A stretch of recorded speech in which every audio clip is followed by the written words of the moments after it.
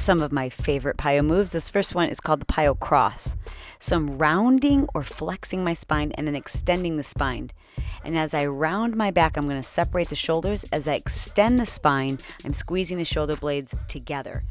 This movement is very dynamic, so you'll notice I'm using my legs almost like in a moving plie. So I'm rounding my upper back and then extending. And what we're doing here is warming up your core and your legs at the same time. Now, this next position is called the Piyo Flip.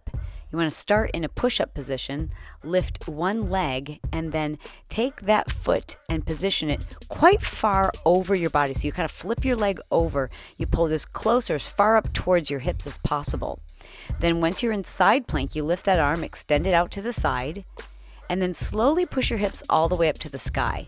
So if I was to label this in steps, it would be first to start in push-up position, and then lift one leg, flip the leg over, you're landing on the ball of your foot, hold side plank for a moment, and then step 4 is to push your hips toward the sky, balancing weight in equal distribution of your 2 hands and your 1 foot.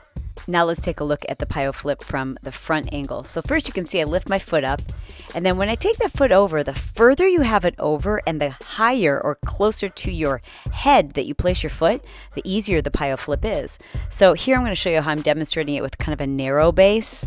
And I don't know if you can tell, but I'm really off balance and I'm about to fall in the pool. But if you take your feet really wide, if you think about when you do that flip, and here it is modified, if you take the foot as far over as you can reach, you've got a wider base, which gives you a better center of gravity and makes it really easy to push your hips up toward the sky.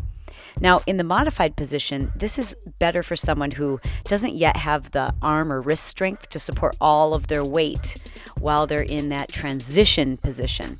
So you can practice that by starting on just one knee, and then once you get strong enough, you'll be able to do the whole thing on your toes. If I have just one tip for someone learning the Piyo Flip, it's to get that foot that you're flipping over as far forward and as far to the side as possible, because it really helps with your balance. To call this exercise the runner's pose. And what you want to think of this is similar to a deadlift. So it really works your hamstrings and your glutes without placing the same kind of strain on your hamstrings or your lower back. So it's a very dynamic exercise and it really builds strength and balance. It looks like I've been drinking, doesn't it? But you can see my balance gets better as I start to focus on just one spot. So you want to practice that one. Now the beast is a pretty simple position. You start on your hands and knees and you just lift up onto your toes. But what most people don't realize is that your hips shouldn't move at all. So as you notice, I start on my knees, and then as I press back into the balls of my feet, the level of my hips relatively stays the same.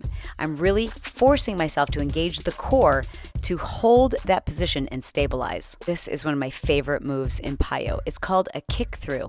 And you first want to master beast before moving on to the kick through. Now this looks a lot harder than it is, but if I walk you through this, I know you'll be able to master this move. So we start in beast, and then you'll notice that I lift the arm that's closest to the pool, and I kick the opposite leg through, and then back to beast. Kick the opposite leg. So when I lift one arm, the leg that's on the opposite side of my body kicks through and doesn't touch the floor. A way for a beginner to master this is simply by kicking that leg through, but just letting it rest on the floor. Now, for those of you who think you've mastered this move, here's what I want you to remember. If your head is pointing at, let's say, 12 o'clock, then you want to work to get your foot to kick through at about 2 o'clock. Not 3, not 4, not 5, but think about the dial on the clock. If your head is at 12 and your feet are pointing at 6, when you take that leg through and in front of you, I want you to aim for about 2 o'clock. Now, if you've got crazy abdominal strength, you're going to be able to take that foot almost up to, say, 12:30 or even 1 o'clock. There's your goal. Everybody needs them, and we get better by practicing. This exercise, we do a tuck and then extend. Now you want to resist the temptation to open up your hips or point your belly button to the side. And when you extend the leg up, you're getting a hamstring stretch by pointing your belly button straight down. So try to keep hips level. This exercise works the abs and the core as you tuck the knee in. And of course, the shoulders and triceps are getting an incredible strength workout, while at the same time, you're stretching the hamstring of the supporting leg. This exercise is called a connector.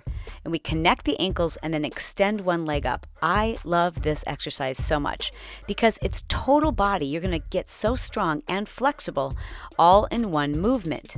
So what I'm doing is connecting my ankles, and each time that I do that and I lower myself, I'm trying to handle more and more weight in my arms. So as I get stronger, I'm going to go lower by bending my elbows and doing a tricep push-up. So my thumb and my index finger are kind of pointed at each other and my elbows are pressing out. Now for beginners, the way you modify this is by simply not going as low. You don't put as much weight into your upper body. Instead, you bend your knees a little bit more and keep the weight in your legs. But as you gain upper body strength, you're going to feel how strong you are and how much more weight you can transfer forward onto your arms, onto your hands. And of course, as with all PiYo exercises, not only are you getting strong, but you're getting a cardiovascular workout and you're getting flexibility training. That hamstring is getting work overtime each time you extend the leg up.